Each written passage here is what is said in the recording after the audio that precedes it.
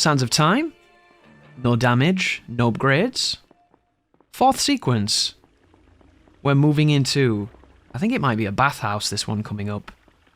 This is a pretty difficult part of the game, this, because it has a puzzle that, again, if you're pacified and lobotomized by modern gaming, as I am, there is a nuance and a subtlety to some of the stuff you're doing here that is quite refreshing, but also quite difficult, because you're just not used to it being this subtle. And it's funny, because I played this game as a kid, and I figured this shit out just fine, because games taught you to be inquisitive. Be careful of this fall right here. Make sure you mash circle when you land. If you do it like that, you will always take damage unless you do the safety roll. And it's not difficult to do, it's just you might forget to do it, because I know I did a lot. And a lot of the moments where I would mess up would be simply because I forgot that I needed to roll in general. But once you come through here, you lead into this large room. There's going to be a fight before we have to do anything. And again, it is against the dancers, and it is against the creatures with the chains. So we're going to be jumping over people a lot. And if you want to play the official Seraphim 17 drinking game of the Prince of Persia Sands of Time project, it is indeed, every time I jump over an opponent, take a shot or take a drink of whatever it is that you are imbibing, and please try not to die, because it's going to be a pretty heavy one. So if you're looking for a good time, this might be the good time you seek. But I'd love to talk to the combat designer in this game, just to ask him, don't you think there was enough dudes? Because the combat, as completely acceptable as it is completely unacceptable in its length. Like, this combat would have worked way better in smaller doses. You know, go into a room, maybe there's 4 or 5 enemies, and then that's the encounter. I don't think many people play Sands of Time for the combat. It's just not that kind of game. And when you talk to people, it seems like a lot of people share the same belief of, when you're doing the puzzles and the platforming and the story, this game is exceptional. But as soon as you start fighting it, it wanders into this territory of, it's got one good idea and it does it ad nauseum. And it's funny when you think about it, because the combat in this game is more complicated than the combat in Callisto Protocol. And they thought they were making the best game in the world and reinventing horror, which is as condescending as it sounds. And it really makes me sad that our buddy Glenn Schofield made a significantly better game nearly 20 years ago. But I just don't think it has enough legs for how much you do it. And I think they could have added a lot of simple things to alter it. And one of the big problems that I have with the combat in Sands of Time, other than its kind of redundancy and its repetitive nature, is that they gauge the game in a way where you get new weapons, but it never seems like getting new weapons makes a difference. And of course, they make a difference on the damage scale, because you do more damage. The final sword is like a one-hit kill, it's very strong. But you never feel the true sense of getting some new piece of equipment that helps you win. And I think that's where they fall down, because it's just a damage upgrade, really. It's a visual diversification and a damage upgrade, and I appreciate it, but I think it should have changed his animations. And that might have been very expensive to do, but I think there could have been so many ways they could have done it. And this is the sequence that gets a little tricky here, guys, because there's a lot to do. And the idea here is that you put the statue on that wall, you do the wall jump on here. Be careful trying to wall run when the prince is wet. This might sound really crazy to you, but this is the peak of mechanics here. So when the prince gets wet, his feet get slippy, and he can't wall run. How cool is that? And it's simply a kind of believable exploit that stops you from doing certain things. And you have to dry off a little bit. It reminds me of Metal Gear Solid. And all that it means is the developers can use water to kind of guide you exactly where they want you to be. And if you're not in the right place, they can wet some things to make sure that you are, because you have to wait for him to stop doing it, and sometimes it can kind of be awkward. In some games, I can imagine it being quite annoying, but in this game, it's so natural and organic to the experience that it really works. Make sure you roll on that fall as well, guys, because if you don't, you will take damage, and the checkpoints here aren't kind. You'll also notice that there's been a couple of crossfades in this particular video, in this particular sequence. It's just because I ended up running around going back through some areas that were completely not needed. I didn't remember the full sequence on how to do this. And then when I did figure it out, knitting the footage together wasn't the easiest thing to do. And because I've been using save states at the start of sequences rather than using the save points, I can't just go back to the save point because I'll end up losing progress. And that's one of the problems when you use any kind of different saving feature. It makes it difficult to go back. And it's a nightmare sometimes. It's one of the downsides. Like we were talking earlier about the idea of quick loads and quick saves. That feature is amazing because it enables you to create the game you want to play and face the kind of arduous, endurance runs you want to face. However, you can always lead yourself down a path you can't get back from, because you can save yourself into a corner, you can save yourself into an unwinnable situation, and it's going to happen sooner or later. And in the case of being somebody that records or makes some projects, you're going to save yourself into a position where you need to go back and you can't. And there's ways around this, of course. There's many ways around this. And fortunately, you have to do a little bit more work sometimes, but you just have to be careful with it. And I've talked on the channel a few times about moments where I've been put in a pinch because of these features. One of the bigger ones I remember is the Chronicles of Riddick game, where I ended up saving myself in 2 steps away from hit scan death on the hardest difficulty with no HP and no real hope to ever clear it. And I managed to do that eventually, just by sheer will and stubbornness, but it wouldn't have happened if I'd have been a little stricter on the saves. And I do think it's a good mentality to get into the idea of saving at the right time. Because if you save all the time, why bother? But if there aren't enough saves, it leads you into a position of, unless you like endurance and Iron Man challenges, it's probably going to be very frustrating. This part was interesting. You noticed I looked around earlier. I came over to this wall, and I did this jump, and the prince didn't grab this piece of wood. And it made me doubt whether or not you could grab it, even though it looks like you should be able to, and indeed, of course, you can. But I was questioning whether or not that was the right way to go. So if you're wondering why I stood around there glancing, it's just because I'd fallen previously, and I was a little bit non-too-plussed about as to why I fell. But I love the lighting here. I really love how the blooms work, and how the dust and all these sand motifs. It adds a real flavour to this kind of dream state Babylon, or wherever we are. I'm not entirely certain where we are, truth be told. Somewhere in Persia, nondescript Persia, right?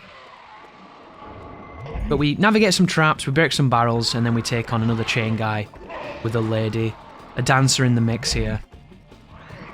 I'm curious as to what happens to the AI in this game as well at the higher frame rate. I wonder if anything is different. And there's bound to be some stuff that's different. I find that really interesting as well. Did you notice how the prince did a kick then? So every so often when you're doing combos, the prince will do these fancy kicks, but they hurt you in the grand scheme of the things. Because when you get the better swords, the sword that one hit kills, if he does the kick, it doesn't one hit kill. And just then was iframes on an execution. So you can see that there are times when the enemies watch you and there are times when they attack, and understanding when that is kind of hard to do. So what I like to do is knock as many of them down and then just proceed to chain the execution. And this is funny, this mechanic, because I was thinking, do you think this was an inspiration for something like a backstab? And I know that might sound kind of crazy, but stick with me here. So this move, when you jump over this opponent, they can't do anything. And you get this free, really powerful attack on them. And all you really need to do is to get into their vicinity and jump behind them. And then you skip forward 10 years to Demon Souls, and you have this feature where you run up to the back of people and they take the kind of rogue crit modifier that all RPGs used to have, and they put it into a tangible game experience where you stab a monster from behind and get rewarded by a nice meaty damage chunk. But I always think about things like that, when you see these mechanics, because the things I remember about Sands of Time when I think about it casually are jumping over enemies being incredibly overpowered, and I also think of wall jumps being really overpowered too. And then when I played a game like Ninja Gaiden, at the beginning of Ninja Gaiden, using wall jumps are really, really good because you don't have any moves. It's one of the most damaging things you can do, and it's quite safe. So my experience with Prince of Persia turned me into the sub-average Ninja Gaiden player I would become.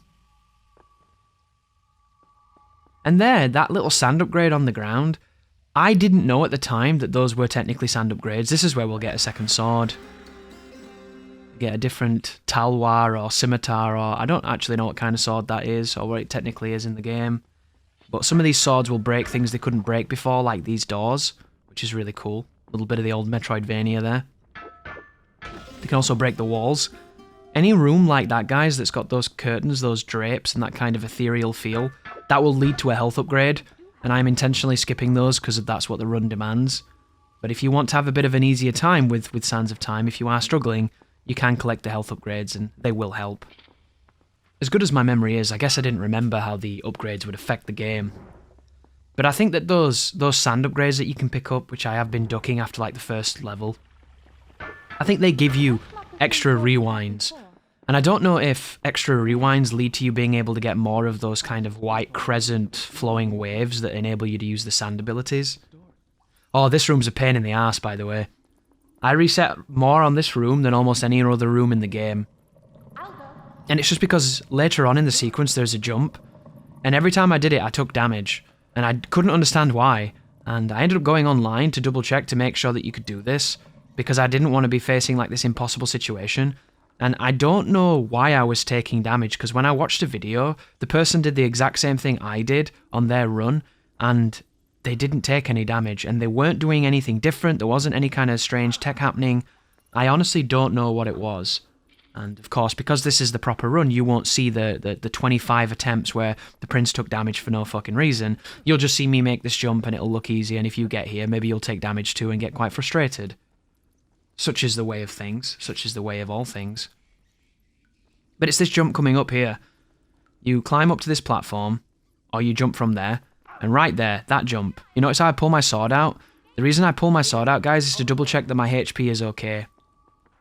For the life of me, I couldn't make that jump, no matter what I did. I went from the higher platform and tried to roll. I went from the lower platform and tried to like press the buttons as precisely as I could, and for some reason, it just wouldn't do it.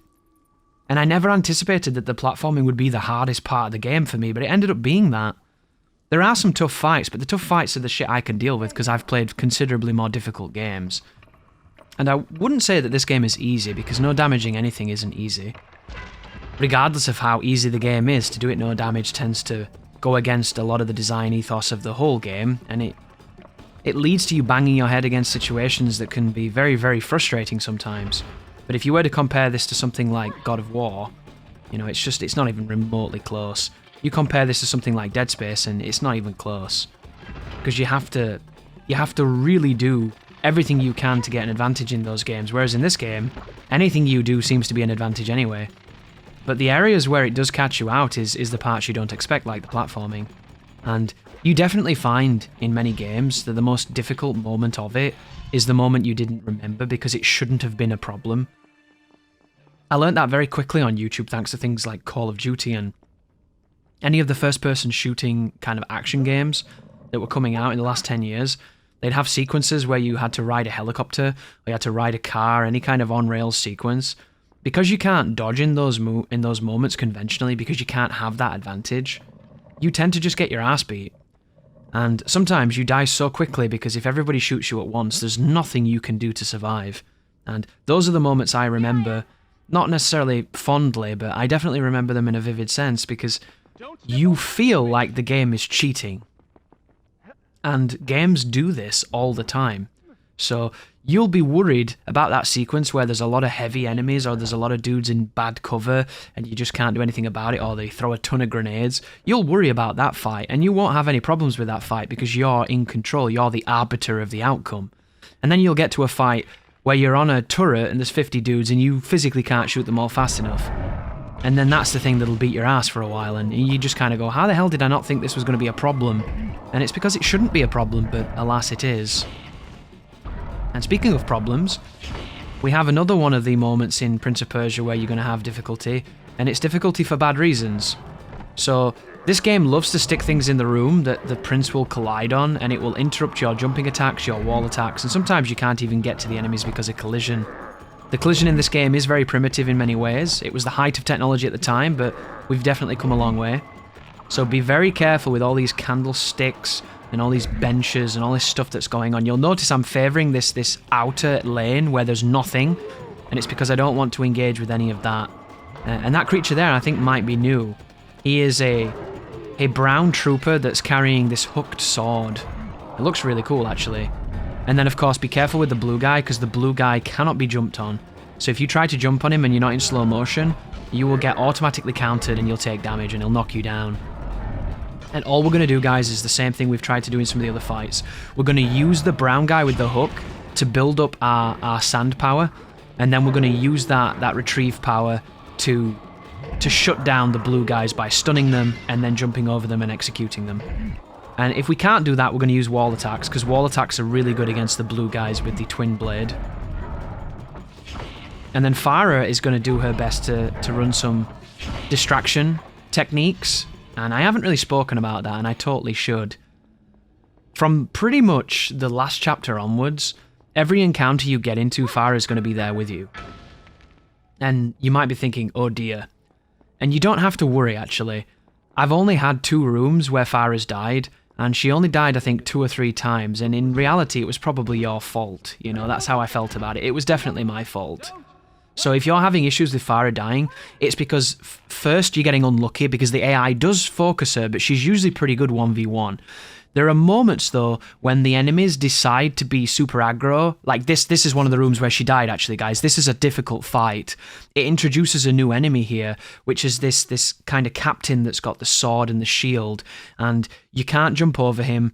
You can't do the retrieve by doing square into triangle. You can't do a bunch of the things that would make him very manageable.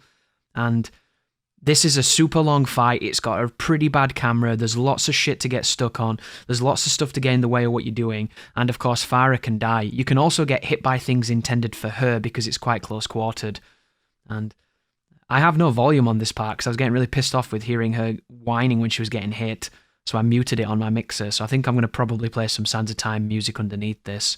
But this is a long fight with 2 phases, and you'll notice I'm breaking the stools there to give myself more space, and then I just walked up to the wall and I tried to do a wall attack. There are a lot of enemies here, guys, and if you get hit, it's kind of up to the game, unless you hold block. If you hold block when you come out of an execution, you will never get hit, generally. But where's the fun in that, right? That's not what we're trying to do here.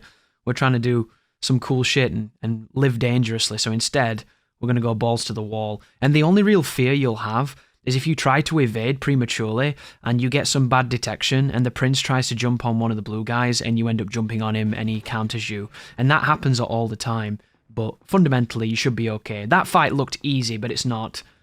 Farah died there twice for me and it was quite frustrating. But one thing you'll notice that you need to be aware of when it comes to Farah fighting people is she will stun people by beating them up. And what happens in this game is you have a window to hurt them, and if you don't hurt them, they regenerate back into a functioning state. During that regeneration, you can't affect them because they have some kind of invincibility. It's just complete immunity. And if you end up trying to go to one of those people and execute them while they're in that recovery state, you'll bounce off them, and if there's anybody else in that room, he'll go, okay, my turn, and he'll whack you. So be very cognizant of if any of the sand creatures recover from being on the ground, they do this kind of hunched over resurrection thing, and while they do that, they have full advantage. Don't even mess with them. And a lot of the time, when you go to defend Farah, she will have knocked one of the monsters into that down state. It happens all the time. So as long as you know that that's how it works, you won't end up running into any problems.